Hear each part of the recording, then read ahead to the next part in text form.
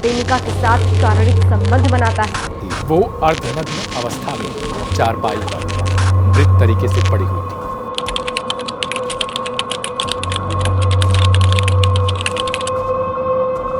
कहते हैं कि हर घर एक कहानी छुपाए बैठा होता है, लेकिन कुछ कहानियां ऐसी होती हैं जो केवल एक घर तक सीमित नहीं रहती।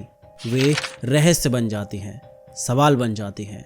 आज हम आपको ऐसी ही एक कहानी सुनाने जा रहे हैं जो कानपुर के शिवराजपुर गांव में घटी। एक ऐसी घटना जिसने एक परिवार को झकझोर कर रख दिया और पूरे गांव को सन्न कर दिया। बात है 14 दिसंबर 2024 की सुबह। शिवराजपुर के एक छोटे से घर में कुछ ऐसा हुआ जो किसी बुरे सपने से कम नहीं था। ये कहानी एक बिजनेसमैन के परिवार की है जो रात भर के लिए एक पारिवारिक फंक्शन में गया था। सुबह करीब 6:30 बजे वे जब अपने घर लौटे तो उनका स्वागत हुआ सन्नाटे और एक गहरी खामोशी से। घर के दरवाजे खुले हुए थे। अंदर कदम रखते ही उन्होंने महसूस किया कि कुछ गलत है। सबसे पहले उनकी नज़र उस कमरे पर पड़ी जो खुला हुआ था, और फिर जैसे जैसे वे अंदर बढ़े उनका दिल बैठने लगा। उनकी बेटी जो घर पर अकेली थी अपने कमरे में बिस्तर पर बेसुध पड़ी हुई थी।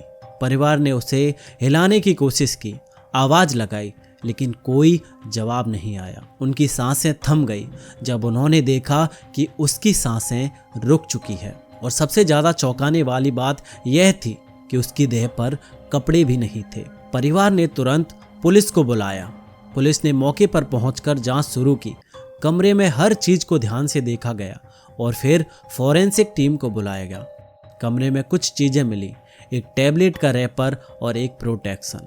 ये चीज़ें साफ इशारा कर रही थी कि यहाँ कुछ तो हुआ था, लेकिन सवाल ये था कि क्या यह सब सहमति से हुआ था या ज़बरदस्ती। पुलिस ने लड़की के कॉल रिकॉर्ड्स खंगाले। उन्हें पता चला कि लड़की अक्सर एक लड़के कुलदीप कुमार उर्फ शोभित से बात करती थी। पुलिस ने उसे हिरासत में लिया और पूछताछ शुरू की। शोभित ने पुलिस को बताया कि 13 दिसंबर की शाम जब लड़की का परिवार घर से बाहर था, लड़की ने उसे घर पर बुलाया। शोभित पहली बार ऐसी स्थिति में था।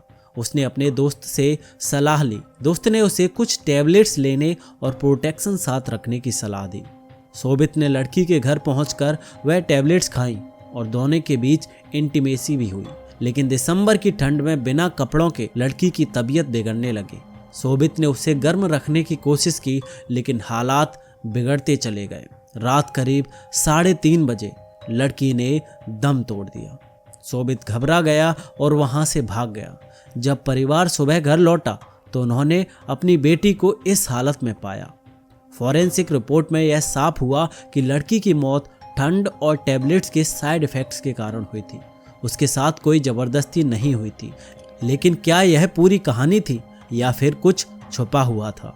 परिवार इस सच्चाई को स्वीकार नहीं कर पा रहा था। वे जानना चाहते थे कि आखिर उनकी बेटी की जान क्यों और कैसे गई। पुलिस की जांच अभी भी जारी है, लेकिन इस घटना ने कई सवाल खड़े कर दिए। ये घटना हमें सिखाती है कि छोटी छोटी लापरवाहियाँ कितनी बड़ी त्रासदी का कारण बन सकती हैं। युवाओं को सही दिशा दिखाना और सही शिक्षा देना हमारी जिम्मेदारी है। अगर ऐसा होता तो शायद यह घटना टल सकती थी। आपकी क्या राय है? क्या यह घटना केवल एक दुर्भाग्यपूर्ण गलती थी या इसके पीछे और भी कुछ छुपा हुआ है? अपनी राय कमेंट्स में बताएं और इस वीडियो को शेयर करें ताकि यह संदेश हर किसी तक पहुंचे। मिलते हैं अगली बार, तब तक के लिए अपना ख्याल रखें।